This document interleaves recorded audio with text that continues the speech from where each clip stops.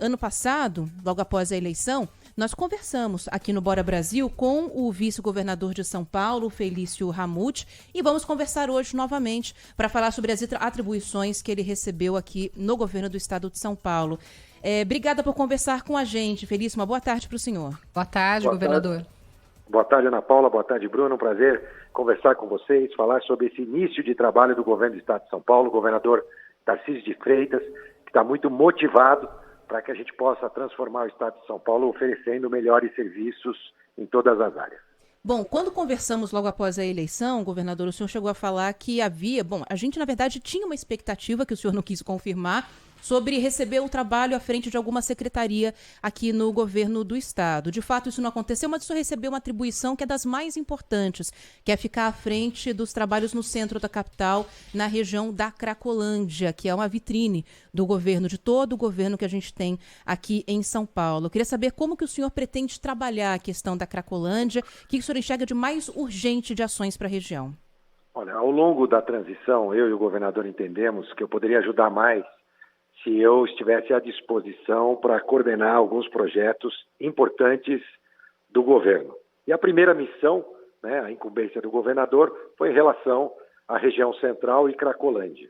Ele me incumbiu, então, desta importante missão e, pela primeira vez, nós vamos ter a vontade política do governo do estado e da prefeitura para que a gente possa minimizar o impacto dos problemas da região central e acolher essas pessoas da região central que vivem em vulnerabilidade. Eu estou falando de moradores de rua e também daqueles frequentadores da Cracolândia, né? Nós, então, vamos unir várias secretarias do Estado, é um trabalho de coordenação. Aliás, eu estou neste momento falando com vocês aqui do Cratod, que fica na Rua Prata, é um equipamento público do Estado, de atendimento de saúde. E acabei de vir de um outro equipamento público, também na região central, que é o Recomeço Helvétia. Dois equipamentos que eu fiz questão de vir conhecer pessoalmente, são equipamentos voltados à área de saúde, e assim como outros equipamentos públicos na área social, programas e projetos do Estado. Nós vamos fazer um grande diagnóstico em conjunto, Estado, Prefeitura. E no dia 23, às 10 horas da manhã, já está marcada a primeira reunião, onde o governador e o prefeito estarão presentes. Estarão presentes também o Tribunal de Justiça, o presidente do Tribunal de Justiça, o Ministério Público, Defensoria Pública, essa união de esforços de entes da federação, Estado e município, e também de outros poderes, como o Judiciário. Ela vai ser fundamental, porque tem muita gente fazendo coisa boa aqui para essa população, mas de forma descoordenada, como se cada um estivesse remando para uma direção diferente. O que nós queremos agora é fazer com que todos possam remar na mesma direção, com o objetivo de oferecer serviços para essa população que vive em vulnerabilidade. Que tipo de ação, por exemplo, o senhor pode dar aqui para a gente algum exemplo dessas ações que estão descoordenadas? E acho que essa reunião que vai acontecer aí no final do mês, envolvendo o Ministério Público, é também para que o governo tenha garantias de que possíveis ações na região não vão ter enfrentamento na justiça mais para frente? A internação compulsória, por exemplo, é uma das questões que sempre a gente vê acontecerem questionamentos no Ministério Público, né? São temas polêmicos. Eu, por exemplo, estou num equipamento público que fazia no passado internações compulsórias, né? Por volta de 10 internações compulsórias por mês, dado que eu acabei de pegar aqui neste equipamento que eu estou, que é o Cratod, e aqui, inclusive, havia um plantão judicial 24 horas com representantes do Ministério Público e da Justiça, junto com os médicos que operam aqui. Só para dar um exemplo, que essa é uma política que você vê, de abordagem, às vezes, de um número pequeno de pessoas. Vamos olhar para outros aspectos. Vou dar um exemplo de uma situação de falta de coordenação, como você me pediu, por exemplo. A atividade delegada é quando o município pode contratar as horas de folga dos policiais militares. Via de regra, ela deve ser comandada, vamos dizer assim, ou programada e planejada pelo município, pela própria prefeitura. E o Estado deve mostrar de forma transparente onde esses homens e mulheres atuaram. Isso não acontece entre município e Estado e tem que passar a acontecer. Então, dei um exemplo. O segundo exemplo são os cadastros. A gente tem vários cadastros, como principalmente o CadÚnico, que é um cadastro federal, que tem problemas de atualização, porque ele não tem interligação em tempo real com cadastros estaduais ou municipais. Apenas a cada 3 meses, aproximadamente, que o governo federal atualiza esses cadastros. Dei 2 exemplos, né, simples de ações que precisam ser feitas para que a gente possa ter um resultado melhor lá na frente. Por exemplo, as vagas, vamos continuar com alguns outros exemplos, as vagas nas comunidades terapêuticas que podem ser oferecidas para o município. O município às vezes tem dificuldade de contratar comunidades terapêuticas que ficam fora do município, né, ou até restrições legais por conta disso. Então, o Estado vai estar ao lado. Então, neste é o momento de diagnóstico. Todas as secretarias do Estado e do município estão apontando problemas onde o Estado e o município podem trabalhar em conjunto e também demonstrarão o que fazem com números e indicadores. E aí sim nós vamos fazer um planejamento, uma linha de atuação única entre todos nós para que a gente possa, de fato, transformar a vida e acolher essas pessoas. Além disso, claro, dar mais segurança para aqueles frequentadores da região central da nossa cidade. O senhor pretende mudar algum comando relacionado à polícia que hoje atua na Cracolândia aqui em São Paulo? Olha, hoje o secretário Derrite é que está à frente, lembrando o meu papel é de coordenação. Mais uma boa pergunta, porque hoje eu estive, né, com o novo delegado seccional que vai atuar na região central, com o nosso secretário Derrite, com o diretor-geral da Polícia Civil, né, também falando sobre esse tema, trazendo sugestões também na área de segurança, que é uma das áreas que tem que ter as ações coordenadas também. O importante é que você que está nos acompanhando, que está nos escutando, saibam que para o governador Tarcísio, este é um tema que ele vai dedicar não só pessoalmente sua participação, mas também do ponto de vista de recursos, de equipamentos públicos, para que a gente possa atuar em conjunto com a Prefeitura e fazer com que o desejo da população da cidade de São Paulo possa ser atendido, que é o acolhimento a essas pessoas. Agora, as trocas de comando ou não, isso é uma estratégia de cada secretaria que determina os seus secretários. A seccional aqui já passa a ser, quem assume a seccional é o doutor Jair, que, aliás, coincidentemente ou não, né, tem uma grande experiência internacional, inclusive, com outras experiências que foram feitas, por exemplo, em Frankfurt, ou na Holanda, onde ele teve a oportunidade de visitar e conhecer pessoalmente e estudar um pouco mais as ações que aconteceram por lá. Então ele vai contribuir muito, né? Claro, cuidando da área da segurança pública, mais especificamente na Polícia Civil. Nós temos também o comando da Polícia Militar e a ação de várias secretarias para que a gente consiga alcançar os nossos objetivos.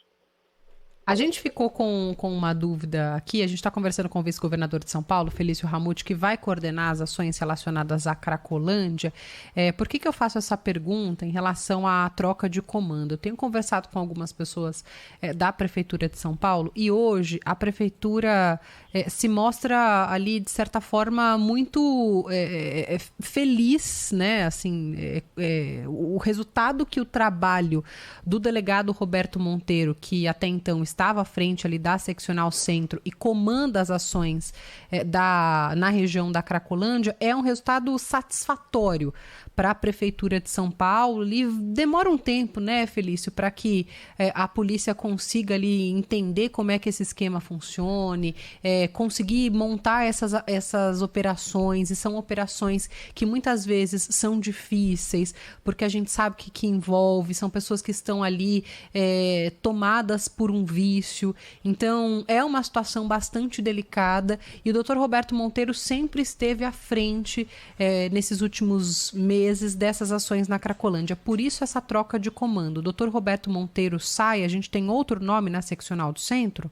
Perfeito, doutor Jair, como eu disse a você, com quem eu me reuni, inclusive, hoje, assim como o novo diretor-geral, e é natural que assim seja, mas sem, de forma alguma, prejudicar o trabalho realizado. Aliás, a Polícia Civil tem um setor de inteligência que acompanha essa situação, os trabalhos feitos pela por qualquer órgão do Estado, deve ser um trabalho de governo, não pessoal, né? Assim que a gente procura trabalhar. E eu não tenho dúvida que o doutor Jair, à frente dessa grande equipe, porque segurança pública, aliás, tudo a gente faz com boas equipes, e o doutor Jair assume essa grande equipe que já vinha fazendo um bom trabalho, e o nosso objetivo é fazer um trabalho ainda melhor com essa coordenação, né? O doutor Roberto fez um grande trabalho, mas agora o novo comando, assim como o novo secretário, nosso secretário adjunto, o Nico, optaram por fazer, inclusive, não só na região central da cidade de São Paulo, mas em todo o estado de São Paulo,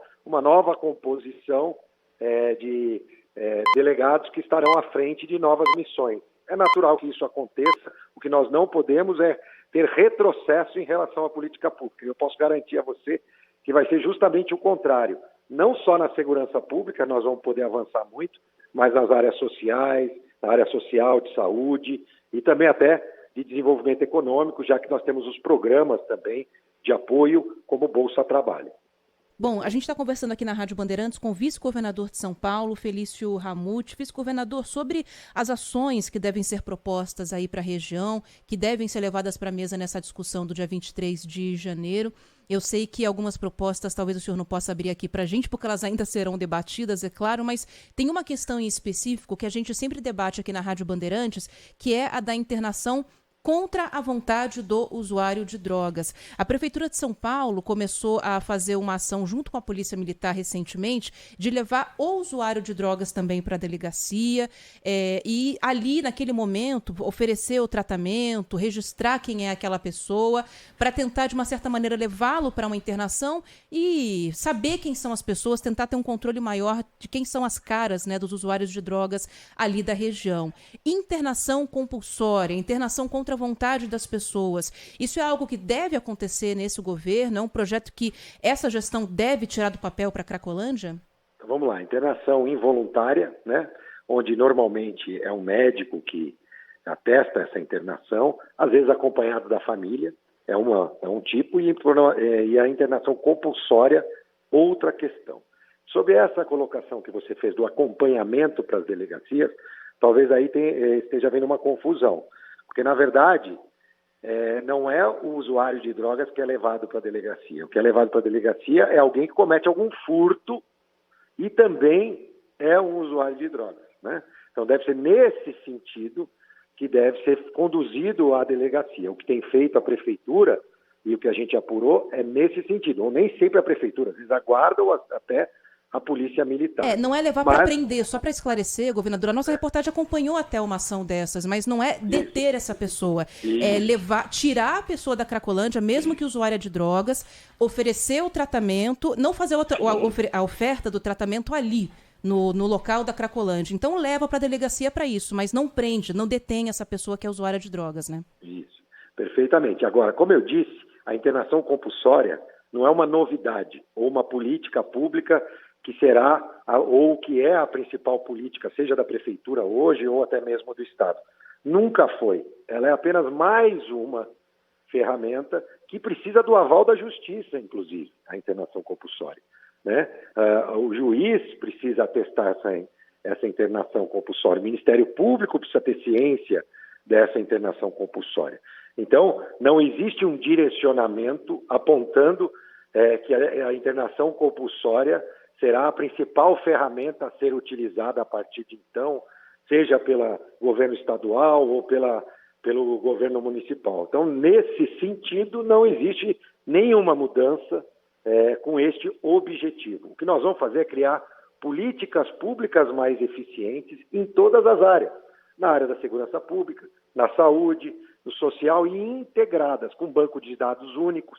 Por exemplo, a gente não tem informação sobre aquelas pessoas que estão, ou vamos chamar aí sim do território específico da Cracolândia, não existe informação, não existe cadastro. Então, vou dar um exemplo para você. As mães, existem umas associações de mães da Cracolândia que têm dificuldade, inclusive em gente do Brasil inteiro, para tentar identificar seu filho ou sua filha ou seu parente, né, dentro daquela situação. E ela não tem sequer uma informação para saber. Às vezes até ela acaba utilizando o próprio traficante como fornecedor de uma informação para ela conseguir tentar encontrar e localizar um ente querido que ela teve informação que estaria dentro da Cracolândia. Isso pode ser feito de outra forma, nós podemos acolher essas mães e pais e essas pessoas que vão buscar os seus parentes, desde que nós tenhamos dados, informações. Então, são várias ações que serão tratadas de forma conjunta e definidas de forma conjunta. Eu costumo dizer que se nós juntarmos aí 3 especialistas na área, provavelmente nós teremos 4 opiniões diferentes, né? O que nós queremos é respeitar, escutar as opiniões e tomar um único caminho em várias áreas, seja no acolhimento social, na área de saúde, na área de segurança, e a partir daí sermos corresponsáveis destas ações. Prefeitura, Estado, Tribunal de Justiça, Ministério Público, por isso tudo será feito de forma conjunta. Nós estamos questionando aqui o senhor muito sobre Cracolândia, especialmente por isso, porque o senhor coordena hoje, né, essas ações relacionadas à Cracolândia, mas também como vice-governador do estado, tem uma relação ali com o governador Tarcísio de Freitas, por isso eu uso esse espaço para fazer uma outra pergunta. Há 3 metas que foram definidas nesses primeiros dias de governo e 3 aspectos que devem ser muito focados agora no governo paulista. O primeiro é a Cracolândia, que falamos aqui. O segundo é a privatização da Sabesp e o terceiro, uma tentativa também de privatização do Porto de Santos. Sobre o Porto de Santos, o governador Tarcísio de Freitas diz que vai tentar, né, o diálogo com o governo federal e essa é uma história que talvez a gente precise demorar um pouquinho mais de tempo para que seja solucionada. Agora, em relação à Sabesp, o governador disse no início da semana que vai consultar o Banco Mundial para iniciar esses estudos de desestatização da companhia. O senhor sabe se essa ligação já foi feita, esse contato já foi feito? Quais são esses próximos passos? Olha, primeiro a gente precisa deixar claro, né, que nós vamos ter uma relação com o governo federal de muito respeito e diálogo. Mas claro que nós temos pontos de vista diferentes da prática política e da gestão, né? O governo federal, ele acredita em estatização das empresas ou não continuar processos de concessão ou de privatização. O governo estadual, com o nosso governador Tarcísio, defende concessões, defende as privatizações e o fará com tranquilidade. Você citou a Sabesp, mas eu posso citar o EMAI, que já é uma decisão do governador de fazer a sua privatização. Esse sim, já num passo bem mais adiantado, além de concessões que serão realizadas pelo nosso governo. E a população do Brasil e do Estado de São Paulo vai poder comparar, né, gestões, tanto do ponto de vista política, de formação. A gente já vê logo no início do governo, um governo federal inchando a máquina com um número muito maior de ministérios. Um governo estadual preservando o tamanho da máquina estadual com o mesmo número de secretarias. Depois nós vamos ver a diminuição do tamanho do Estado, objetivando, sim, concessões quando couber. E no caso da Sabesp, nós vamos fazer um estudo, que se o estudo apontar que o melhor caminho para o cidadão, para que ele possa ter de forma mais rápida a universalização do saneamento, para que ele possa ter uma tarifa menor, seja o caminho da privatização, nós vamos apresentar para a sociedade e vamos caminhar nessa direção, caso os estudos comprovem. Vale lembrar que 49% das ações da Sabesp já são privadas, né? O que nós estamos falando é do controle da Sabesp, né? Praticamente metade da Sabesp já pertence, já tem ações listadas na Bolsa de Nova York, na Bolsa, enfim. O que nós queremos agora é buscar melhor serviço. E se a concessão, no caso a privatização da Sabesp, for o caminho, nós o faremos sempre com diálogo, até porque os municípios, e ontem nós discutimos isso na reunião junto com o Ricardo Nunes, o prefeito também, sobre o tema da Sabesp, e apontamos algumas situações cidades por cidades. No caso do município, ele tem uma relação com a Sabesp, onde parte do faturamento bruto dos serviços da Sabesp revertem em obras para o município de São Paulo, e parte disso para um fundo de saneamento do município de São Paulo. É claro que numa eventual privatização, tudo isso tem que ser respeitado, e o que a gente quer, caso a privatização seja o caminho, é melhorar o serviço para o cidadão. Claro, vamos acompanhar então de perto isso tudo.